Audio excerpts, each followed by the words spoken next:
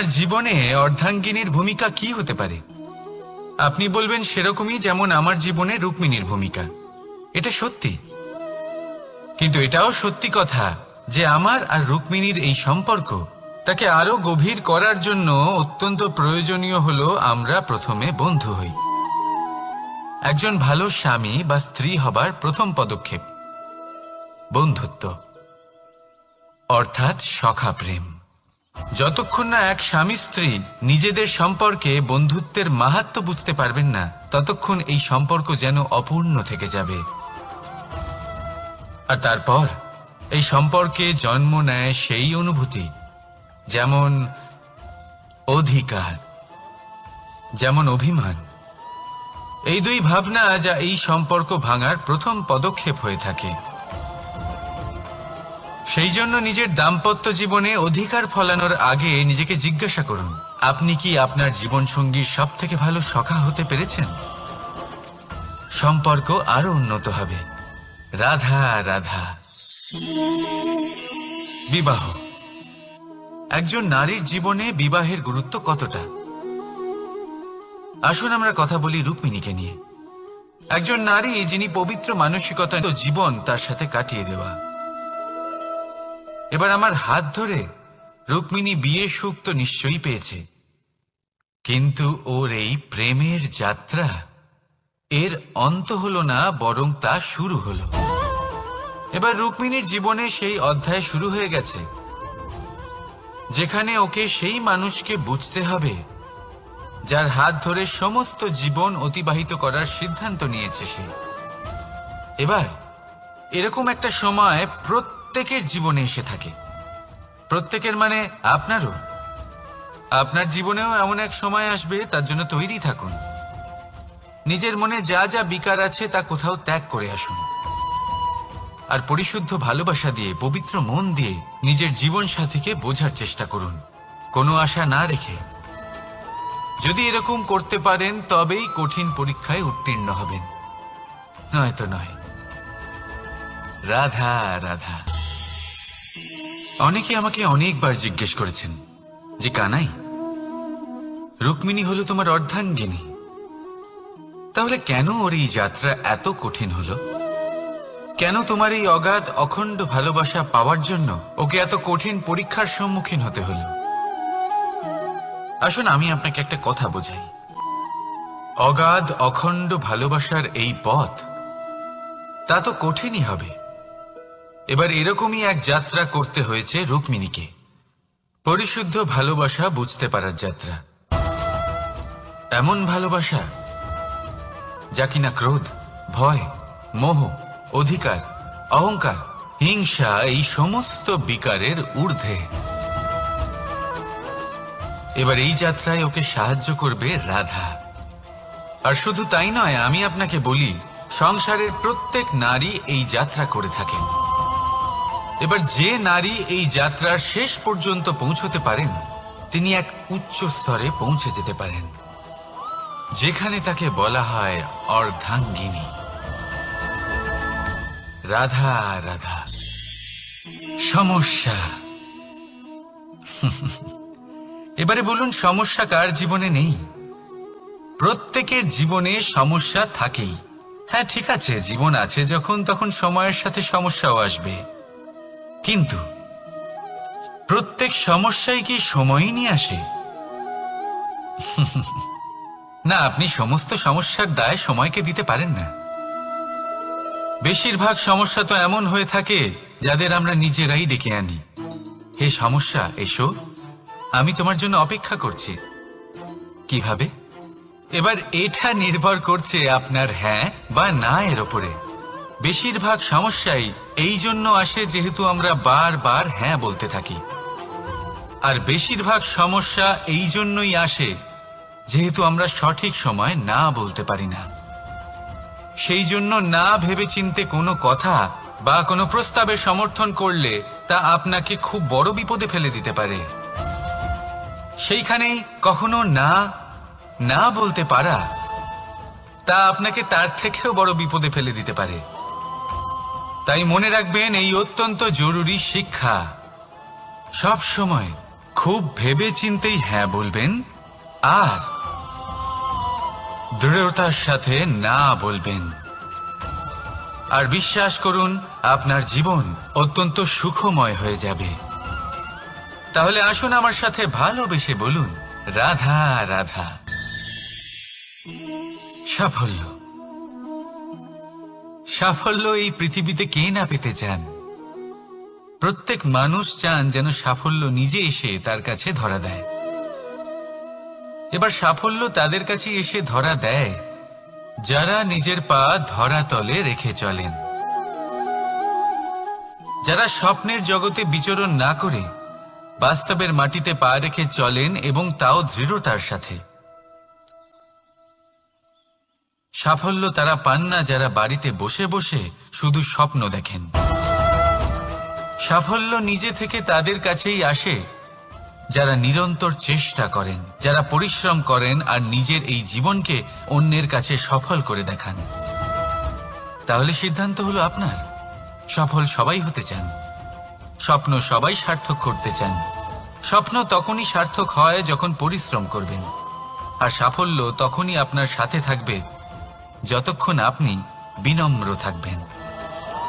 তাহলে আসুন আমার সাথে ভালোবেসে বলুন, রাধা রাধা। এই পুষ্প দেখতে পাচ্ছেন আপনি? কি সুন্দর এই পুষ্প। সবাই চায় এরকম কোনো এক পুষ্প সে নিজের করে নেবে, নিজের কাছে রাখবে। এবার ভাবুন, এই পুষ্প যে সম্মান পায় তা কিসের জন্য পায়? শুধু কি তাকে সুন্দর দেখতে বলে? আসুন আপনাকে একটা কথা বোঝাই। এই ফুল যখন গাছে থাকে তখন এই রূপ আমাদের আকর্ষণ করে। এই ফুল দিয়ে যদি আপনি মালা বানান, কোনো মূর্তিতে দেন, তাহলে তা সম্মানের নিদর্শন হয়। এবার এই ফুলই যদি আপনি বিছানাতে ছড়িয়ে দেন, তাহলে সেই দৃশ্য দেখে সেই সুবাসে আপনার মন পুলকিত হয়ে ওঠে। কিন্তু ভাবুন, এই পুষ্পই যদি আপনি চিতায় সাজান, তাহলে এই পুষ্পকে আর কেউ সম্মান করে না। একই রকম কথা, সেই একই পুষ্প এক পরিস্থিতিতে সম্মান পাচ্ছে, এক পরিস্থিতিতে নয়। কেন? কারণ এতেই লুকিয়ে রয়েছে একটা গুরুত্বপূর্ণ শিক্ষা। এর সারমর্ম হলো এটাই যে এই সম্মান ব্যক্তি বা বস্তুকে করা হয় না, সম্মান করা হয় সময় এবং পরিস্থিতিকে। এবার এই যে সময়, তা কখনোই আমাদের বশে থাকে না। আমাদের বশে থাকে পরিস্থিতি। আমাদের পরিস্থিতি কেমন হবে তার সিদ্ধান্ত স্বয়ং আমরাই নিই। আর যেরকম আমাদের পরিস্থিতি হবে সেরকমই আমাদের সম্মান করা হবে। তাহলে আসুন আমার সাথে ভালোবেসে বলুন, রাধা রাধা। আপনি কখনো কোনো ঝর্ণার ধারে বসে থাকুন আর সেই ধ্বনি শুনতে থাকুন। আহা হা হা, সেই ধ্বনি মনকে শান্ত করে দেয়, আমাদের মধ্যে এক আনন্দের সঞ্চার করে। একেই আমি বলি নৈসর্গিক সঙ্গীত। কখনো ভেবে দেখেছেন এই সঙ্গীত উৎপন্ন করার জন্য জলকে কত পরিশ্রম করতে হয়, কি না করতে হয়? ভেবে দেখুন, সেই জল কোথা কোথা থেকে পড়েছে, কত কত পাথরের সাথে ধাক্কা খেয়েছে, কত তীক্ষ্ণ পাথরের সাথে সম্মুখীন হয়েছে, তাকে কিভাবে পার করেছে, নিজের শরীরের সাথে লেগে থাকা সেই পাথরের সাথে কিভাবে সংঘর্ষ করেছে, কিভাবে সামনে এগিয়েছে। ভাবুন, এই সব কিছু হওয়ার পরেই সেই সঙ্গীত উৎপন্ন হয়েছে।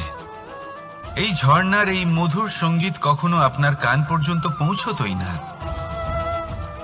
যদি সেই জলের বিরোধিতা করার জন্য সেই পাথর না থাকত।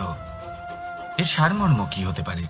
সারমর্ম হলো একটাই, এই সব বাধার সম্মুখীন হন, এদের থেকে দূরে পালাবেন না। কারণ এই বাধা হলো নৈসর্গিক। সবার জীবনে এই বাধা রয়েছে, তার সম্মুখীন হন, জীবনের সামনে এগোন।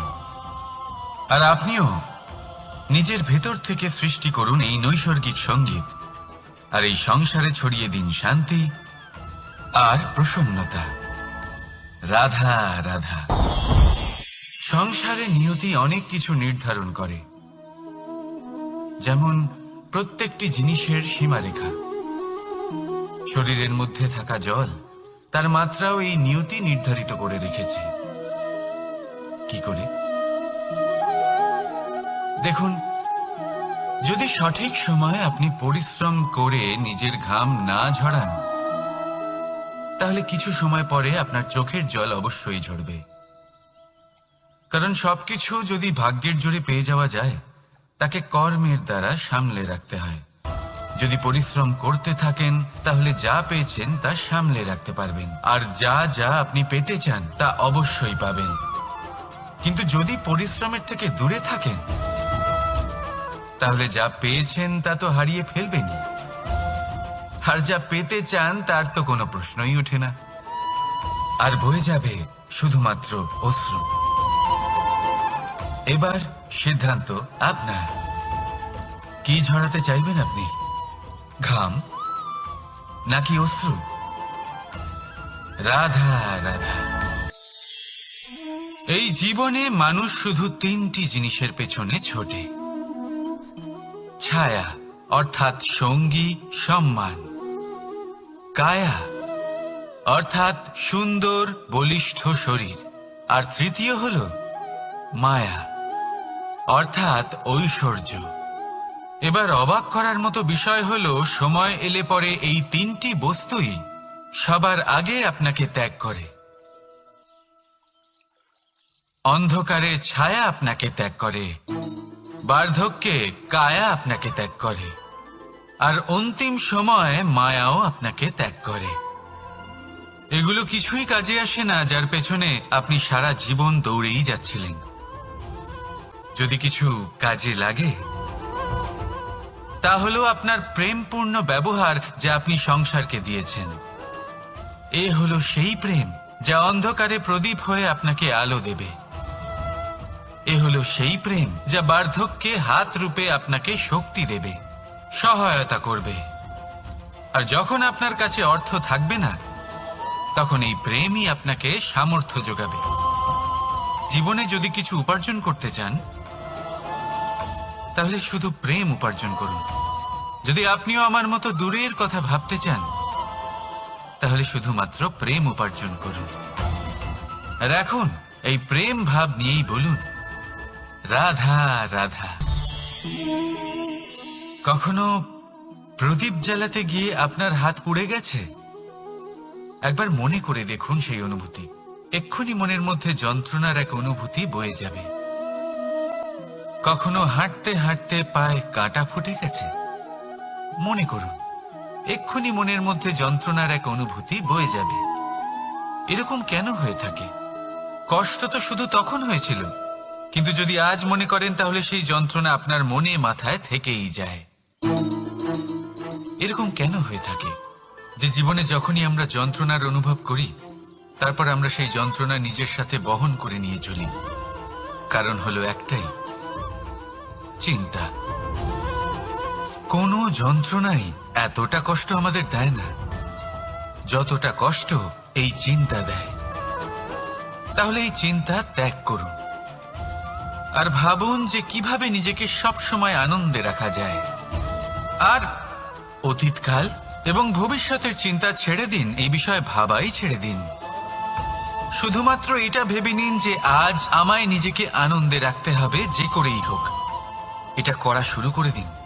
তারপর আপনি দেখবেন আপনার কাল, পরশু, পরের সপ্তাহ, সমস্ত মাস, সমস্ত বছর, পরের বছর, সম্পূর্ণ জীবন আপনি শুধুমাত্র প্রসন্নতাই পাবেন। এবার আসুন এই প্রসন্নতার সাথেই বলুন, রাধা রাধা। কখনো ভেবে দেখেছেন আমরা জিহ্বার সাথে সাথে কান কেন পেয়েছি? এবার আপনি বলবেন, এ তো সহজ কথা, যাতে আমরা কথা বলার সাথে সাথে শুনতেও শিখি। এবারের আরো একটা গুরুত্ব আছে। আগে আমাকে বলুন, নিজের প্রশংসা শুনতে কার না ভালো লাগে? সবারই ভালো লাগে। এটাই হলো মূল কথা। যদি এই কান দিয়ে আপনি নিজের প্রশংসা শুনতে চান, তাহলে সর্বপ্রথম এই জিহ্বা দিয়ে অন্যের প্রশংসা করতে শিখুন। এবার প্রশংসার বিষয়ে একটা অত্যন্ত গুরুত্বপূর্ণ কথা আপনাদের বলি। কখনো যদি কারোর প্রশংসা আপনি করেন, তাহলে সবার আগে সেই ব্যক্তির উৎসাহ বেড়ে যায়। আর তারপর নিজে যদি ভেবে দেখেন, তাহলে নিজের মনেও সন্তুষ্টি আর প্রশান্তি চলে আসে। আর একবার যদি এই মন প্রশান্তিতে ভরে যায়, তারপরে কেউ প্রশংসা করুক বা না করুক, কিচ্ছু যায় আসে না। সেই জন্য সবসময় অন্যের সম্মান করবেন, স্নেহ করবেন, প্রশংসা করবেন, সুখ ভাগ করে নেবেন। যার মধ্যে যেটা ভালো আছে তা বলুন, তাকে মনে করান তিনিও ভালো, তার উৎসাহ বাড়িয়ে তুলুন। তিনি জীবনে সামনে এগোবেন, আর এই ব্রহ্মাণ্ড আপনাকে কখনো পিছিয়ে থাকতে দেবে না। রাধা রাধা। সত্য এবং অসত্য দুটোর মধ্যে পার্থক্য কি আছে? পার্থক্য হলো অ অক্ষরটার। এবার অ দিয়ে হতে পারে আরম্ভ, অ দিয়ে হতে পারে অন্ত। সত্য হলো সেটা যেখানে সমস্ত পথের আরম্ভ হয়, অসত্য সেটা যেখানে সমস্ত পথের শেষ হয়। এবার এরা চলতে হয়তো পারে না, কিন্তু তাও ছাপ রেখেই যায়। সত্য সেই ছাপ রেখে যায় যা একটা উজ্জ্বল উৎকৃষ্ট উদাহরণ হতে পারে, আর অসত্য সেই উদাহরণ তৈরি করে যা একটা কলঙ্কিত ইতিহাস তৈরি করে। এখন আপনি আগামী সময়ের জন্য কেমন ছাপ রেখে যাবেন, এই সিদ্ধান্ত পুরোপুরি আপনার। রাধা রাধা। চলুন একটা প্রশ্ন করি। কোনো মানুষকে জিজ্ঞাসা করবেন যে সে মূর্খ, অলস, বিবেকহীন, অসফল, এইসব বিশেষণ দিয়ে নিজেকে পরিচিত করতে চাইবে? না। কাউকে জিজ্ঞাসা করুন, আপনি কি মূর্খ? না। আপনি কি অসফল হয়েছেন? না। আপনি কি বিবেকহীন? না।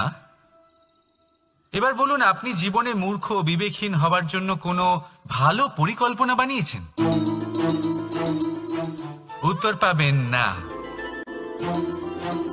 কারণ কোনো পরিকল্পনা বানানো হয় না যাতে আপনি মূর্খ বা অসফল হন। মানুষ মূর্খ বা অসফল তখন হন যখন কোনো পরিকল্পনাই থাকে না। দেখুন, একটাই ছোট জীবন, তাকে স্থির করুন যাতে অনেক বেশি সংখ্যক মানুষকে আপনি জুড়ে রাখতে পারেন, অনেক বেশি শান্তি পেতে পারেন, অধিকতর সাফল্য লাভ করতে পারেন, বেশিরভাগ মানুষের পথপ্রদর্শক হয়ে তাদের মঙ্গল করতে পারেন। অসফল হয়ে বাড়িতে বসে থাকার চেয়ে ভালো হলো যে আপনি একটা পরিকল্পনা করে অসফল হন, কারণ তখন আপনার কাছে আরো একটা বিকল্প থাকবে, একটা নতুন পরিকল্পনা বানানো, তাকে সার্থক করার। কারণ এমন কোনো পরিকল্পনা তো অবশ্যই থাকবে যা আপনাকে আপনার লক্ষ্যে পৌঁছে দেবে, তাই তো? রাধা রাধা। সূর্য কারোর জন্য হলেন শক্তিদাতা ঈশ্বর, আবার কোনো প্যাঁচার জন্য হলো চোখ বন্ধ করে দেওয়ার মতো তীব্র আলো। নদী কারোর জন্য হলো তৃষ্ণা মেটানোর স্রোত, আবার কারোর জন্য বন্যারূপী বিনাশকারী আশঙ্কা। সাগর কারোর জন্য হলো নোনা জলের ভান্ডার, আবার কারোর জন্য অগন্তি প্রাণী জগতের সম্ভার। প্রশ্ন হলো, প্রত্যেক ব্যক্তির জন্য প্রত্যেক অনুভূতি বা বস্তুর সারমর্ম আলাদা কেন হয়ে থাকে? যা কারোর জন্য হলো বিষ, তা অন্য কারোর জন্য অমৃত কেন? যা কারোর জন্য অমৃত, তা অন্যের জন্য বিষ কেন? উত্তর বড়ই সোজা। আমরা বস্তু বা অনুভূতিগুলিকে সেভাবে দেখি না যেরকম তা হয়ে থাকে। আমরা বস্তু বা অনুভূতিকে সেভাবে দেখি যেরকম আমরা হয়ে থাকি। এবার এর উপায় কি হতে পারে? নিজেকে পরিশুদ্ধ করুন, সব কিছুই শুদ্ধ হবে। রাধা রাধা। প্রেম, ঘৃণা, এই দুই হলো একই শব্দ। কিভাবে? দেখুন না, দুটোতেই আড়াই অক্ষর রয়েছে। দুটোই হলো সেই অনুভূতি যা আমাদের মনের সাথে জড়িত, আর এই দুই অনুভূতির সাথেই জড়িত মানুষ আমাদের জন্য গুরুত্বপূর্ণ। পার্থক্য শুধু এটাই যে প্রেম পায় সম্মান আর ঘৃণাকে করা হয় অবজ্ঞা। এরকম কেন? কারণ প্রেম হলো সেই অনুভূতি যেখানে মানুষ সবকিছু দিয়ে দিতে চায়। সবকিছু লুটিয়ে দিতে চায়। সেখানে ঘৃণা হলো এমন অনুভূতি যেখানে মানুষ সবকিছু কেড়ে নিতে চায়, সবকিছু জিতে নিতে চায়। তাও প্রেমের অনুভূতি কখনো আপনাকে হারতে দেয় না, আর ঘৃণার অনুভূতি কখনো আপনাকে জিততে দেয় না। এবার কি করবেন আপনি? একটাই জীবন, ঘৃণার সাথে বাঁচবেন নাকি প্রেমের সাথে? আমি তো প্রেমকেই চয়ন করব। রাধা রাধা। হাত থেকে পড়ে গেল কেন, ভেঙে গেল কেন? এবার আপনি বলবেন এরকমই তো হয়ে থাকে এই জীবনে, এই সংসারে। আঘাত লাগার পরে আমাদের হাতে যা থাকে তা পড়ে যায়, যা তৈরি হয় তা ভেঙেও যায়। কিন্তু এটা কি সত্যি? আপনাকে একটা কথা বলে রাখি, আঘাত পেয়ে পড়ে যাবার পরে সংসারের যে কোনো বস্তুই হাত থেকে পড়ে যাক না কেন, সাফল্য অবশ্যই আসে। যতই খারাপভাবে আপনি পড়ে যান, আপনি আঘাত পান, ভবিষ্যৎ অবশ্যই ভালো হবে। কারণ এই আঘাত, অসফলতা, এই অসুবিধা, এগুলো আমাদের এমন ভাবে পরিশুদ্ধ করে যেমন আগুন সোনাকে করে থাকে। সেই জন্য জীবনে শুধু সামনে এগোতে থাকুন, দৃঢ়তার সাথে এগোতে থাকুন, আর কখনো আঘাত পেয়ে পড়ে যেতে ভয় পাবেন না। কারণ এটা আসন্ন সাফল্যের সংকেত। আর সাফল্য তখনই আসবে যখন আপনি পড়ে যাবেন, যখন আপনি আবার উঠে দাঁড়াবেন এবং আপনি আবার জীবনে সামনে এগোতে থাকবেন। রাধা রাধা। সময় অত্যন্ত কঠোর প্রভু। আপনি অনেক লোককে এটা বলতে শুনে থাকবেন, আমার কাছে এত সময় নেই, এই কাজে আসলে অনেক সময় লেগে যাবে, এই বিষয়ে ভাবার জন্য আমার সময় লাগবে। আচ্ছা, আমি আপনাকে একটা কথা বলে রাখি, যদি আপনি এটা নিশ্চিত করার জন্য বেশি সময় নিয়ে ফেলেন যে আপনার কি করা উচিত, তাহলে সময় এটা নিশ্চয়ই করে নেবে যে আপনার সাথে কি করা যেতে পারে। কারণ এই সময় এ কিন্তু অত্যন্ত কঠোর। যতক্ষণ আপনার সাথে রয়েছে এর সমাদর করতে শিখুন, এর সম্মান করতে শিখুন, এর সদ্ব্যবহার করতে শিখুন। যদি এরকম না করেন তাহলে এই সময়ের নিজেকে আর আপনাকে বদলাতে অধিক সময় লাগবে না। তাহলে আসুন, এবার সময় এসে গেছে ভালোবেসে বলার রাধা রাধা। এই পাথর দেখছেন আপনি, নদীর তলদেশে পাওয়া যায়। প্রয়াস করতে থাকে যাতে নদীর জল প্রবাহকে আটকাতে পারে। আটকাতে কি পারে? কখনোই নয়, বরং তার ধারালো কোণাগুলো মসৃণ হয়ে যায়। এবার এ থেকে কি শিক্ষা পাওয়া যায়? এর থেকে এটাই শিক্ষা পাওয়া যায় যে ব্যক্তি দৃঢ়তার সাথে জীবনে শুধু আগে এগোতে থাকেন না থেমে, তিনি না শুধু নিজের লক্ষ্য প্রাপ্তি করতে পারেন, বরং নিজের পথের সমস্ত বাধার অস্তিত্বই পাল্টে দিতে পারেন। তাহলে আপনি কি হতে চাইবেন? সেই ব্যক্তি যিনি নিজের বাধাকে দূরে ঠেলে আগে এগোতে পারেন, নাকি সেই ব্যক্তি যিনি অন্য কারোর পথে বাধা হয়ে থেকে তার নিজের অস্তিত্বই হারিয়ে ফেলেন? সিদ্ধান্ত হলো আপনার। রাধা রাধা।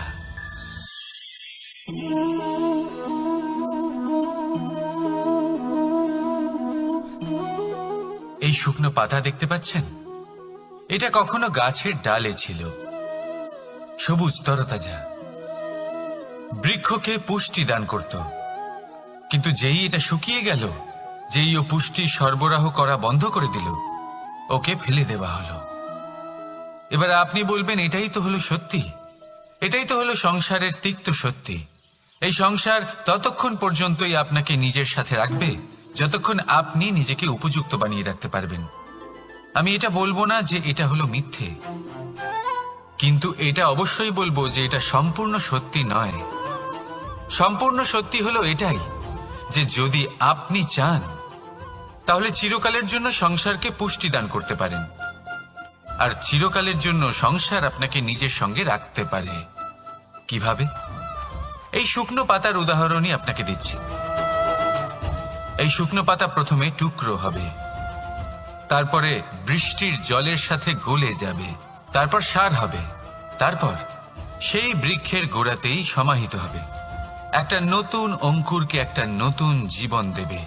তাহলে আপনি ভাবুন, আপনি নিজের জীবনের সাথে কি করতে চান? যদি কখনো আপনি পড়ে যান, অসফল হয়ে থাকেন, তাহলে আপনি কি এই উৎসাহ হারিয়ে ফেলবেন, নাকি আবার উঠে দাঁড়াবেন আর আবার এক নতুন সংসারের রচনা করবেন? সিদ্ধান্ত আপনার। রাধা রাধা।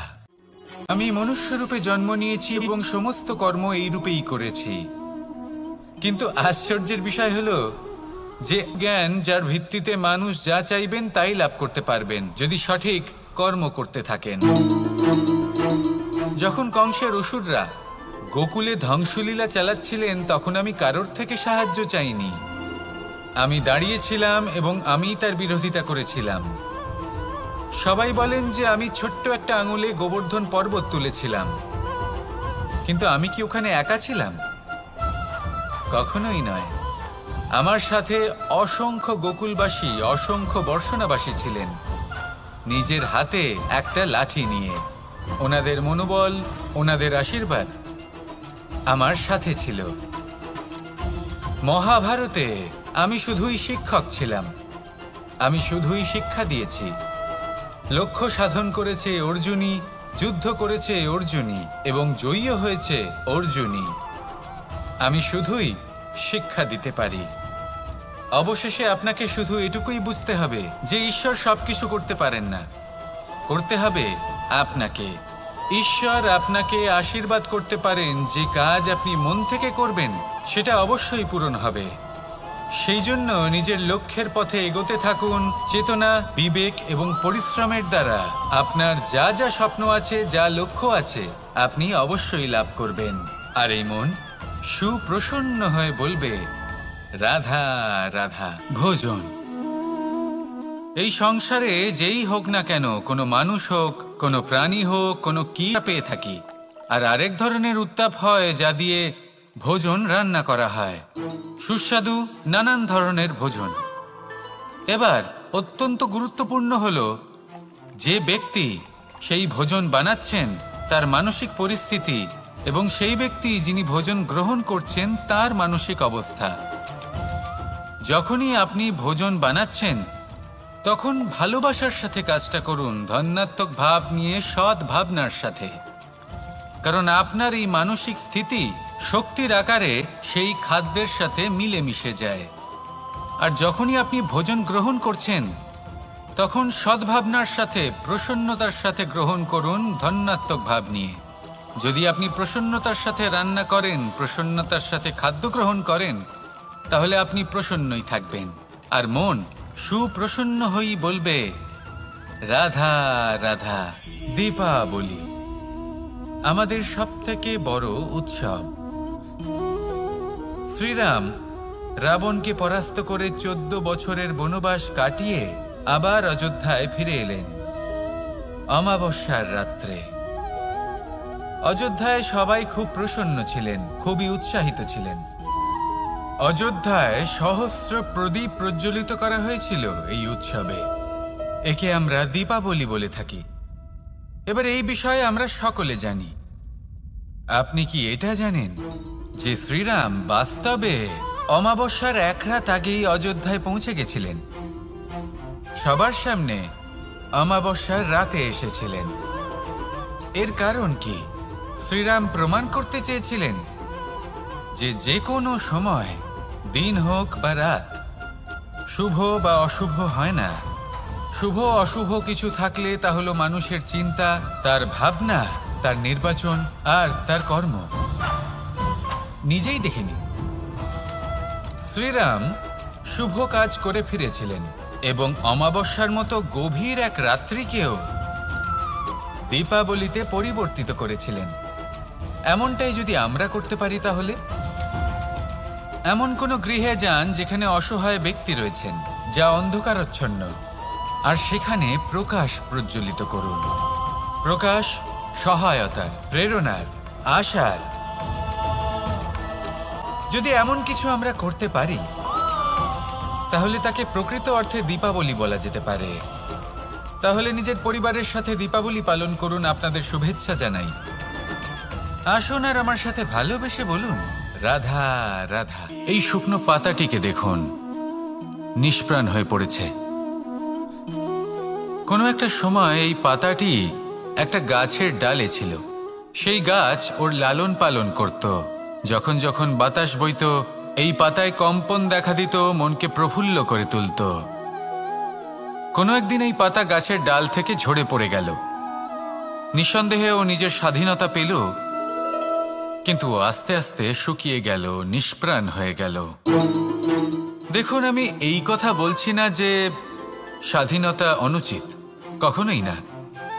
কিন্তু যে কোনো পরিস্থিতিতে স্বাধীন হতে চাওয়া এটা নিশ্চিতরূপে অনুচিত। আমরা যদি আমাদের জীবনে পরিবারের গুরুত্ব ভেবে দেখি, তাহলে এই পরিবারে যতই মতভেদ থাকুক না কেন, যতই মনোমালিন্য থাকুক না কেন, যতই বিবাদ থাকুক না কেন, এই সব মিটিয়ে নেওয়া অত্যন্ত প্রয়োজনীয়। সেই সব কিছু সমাপ্ত করা অত্যন্ত প্রয়োজনীয়। কখনো এই পরিবারকে ভাঙতে দেবেন না, কখনো এই পরিবার থেকে দূরে চলে যাবেন না। এই পরিবার হলো আমাদের জীবনের একটা অমূল্য সম্পদ, অমূল্য এক আশ্রয়, যা এই সংসারে হয়তো কোথাও আপনি পাবেন না। তাই একে আগলে রাখুন।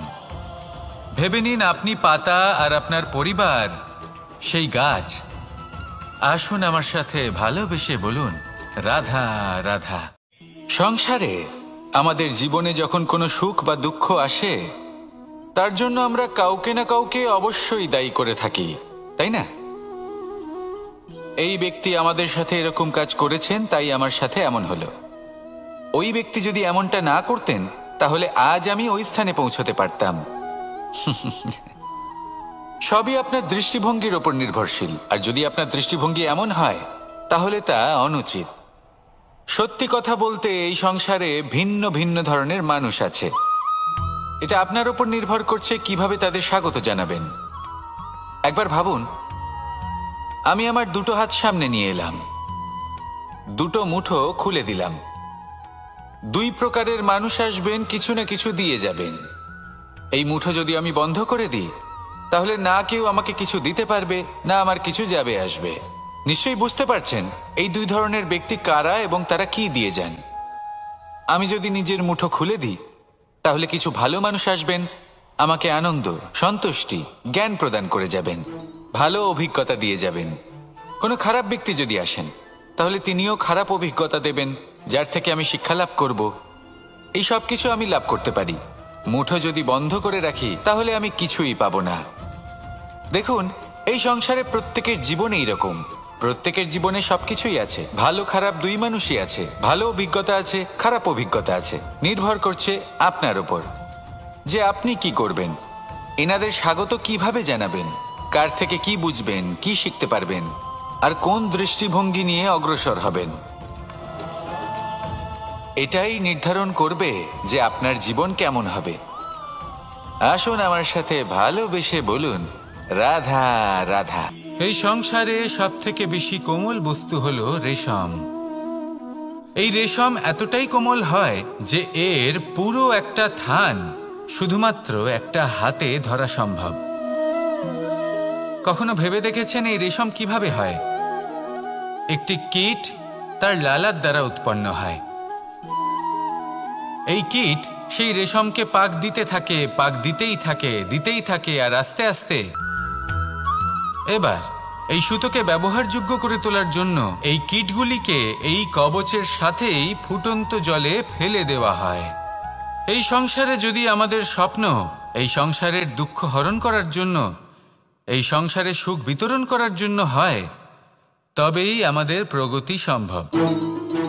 যদি আমাদের এই স্বপ্ন শুধুই আমাদের এবং আমাদের স্বার্থ সিদ্ধির জন্য হয়, তাহলে এই স্বপ্ন আমাদের অন্ধ করে দেবে, আমাদের অন্ধকারের পথে নিয়ে যাবে, আর আমরাও সেই কীটের মতো হয়ে যাব। নিজেদেরই মায়াজালে আমরা নিজেই ফেঁসে যাব, আর শেষে আমরা যদি কিছু লাভ করি, তা হবে একাকিত্ব, অন্ধকারময় মৃত্যু। তাই স্বপ্ন অবশ্যই দেখুন, কিন্তু এমনভাবে স্বপ্ন দেখবেন না যে তার এই বন্দিগৃহে আপনি নিজেই ফেঁসে গেলেন। স্বপ্ন দেখুন পরোপকারের, পরমার্থের, সবাইকে উদ্ধারের, অন্ধকারের নয়। তবেই কল্যাণ হবে, আর তবেই এই হৃদয় প্রসন্ন হয়ে বলবে রাধা রাধা। মানুষ যখন এই সংসারে প্রবেশ করে অর্থাৎ জন্মগ্রহণ করে তখন নিশ্চিন্তে থাকে, আনন্দে থাকে। কিন্তু যেইমাত্র তার মধ্যে বোধশক্তি আসে তখন সে চিন্তা করতে শুরু করে। চিন্তা ভবিষ্যতের, সেই সমস্ত বিষয় নিয়ে চিন্তা করে যা ওর হাতে নেই। তারপর বড় হয়, বিবাহ সম্পন্ন হয়, গৃহস্থ জীবন যাপন করে, তারপর আবার চিন্তায় মগ্ন হয়ে যায়। ভাবে এই যে আমার পরিবার, আমি কি ঠিকমতো তার খেয়াল রাখতে পারছি? কাল যখন আমি এই সংসার থেকে চলে যাব তখন আমার এই পরিবারের দেখাশোনা কে করবে? শেষ পর্যন্ত এই পরিবার তো আমারই উত্তরদায়িত্ব। যাক, আপনাকে একটা প্রশ্ন করি। এই সংসারে আসার পূর্বে আপনি কি এই প্রশ্ন করেছিলেন, এটা ভেবেছিলেন যে আমাকে ছাড়া এই সংসার কিভাবে চলবে? করেননি, তাই তো? তাই আপনার এটা নিয়ে দুশ্চিন্তা করার প্রয়োজন নেই যে আপনি যখন এই সংসার ত্যাগ করে চলে যাবেন তখন কি হবে। আপনি যখন ছিলেন না তখনও এই সংসার চলছিল, আপনি যখন এই সংসার ত্যাগ করবেন তখনও এই সংসার চলতে থাকবে। যদি কোনো বিষয়ের প্রভাব থাকে তা হলো আপনার আজকের তথা বর্তমানের কর্ম, অর্থাৎ আজ আপনি কি করছেন, কার জন্য মঙ্গল করছেন, কাকে প্রেরণা দিচ্ছেন, কাকে সাহায্য করছেন, কোন উদাহরণ প্রস্তুত করছেন। আপনি এই সংসারে যে ছবি অঙ্কন করবেন সংসার সেটাই মনে রাখবে। তাহলে শুধু সৎকর্ম করুন, মঙ্গল করতে থাকুন, আর আমার সাথে ভালোবেসে বলুন রাধা। সেটার যোগ্য কিনা। ঠিক সেইভাবেই এই সুখ, দুঃখ এবং শক্তি আপনার পরীক্ষা নিয়ে থাকে। যখন সুখ আসে তখন সে আপনার পরীক্ষা নেয় যে আপনার মধ্যে অহংবোধ জাগ্রত হয়নি তো।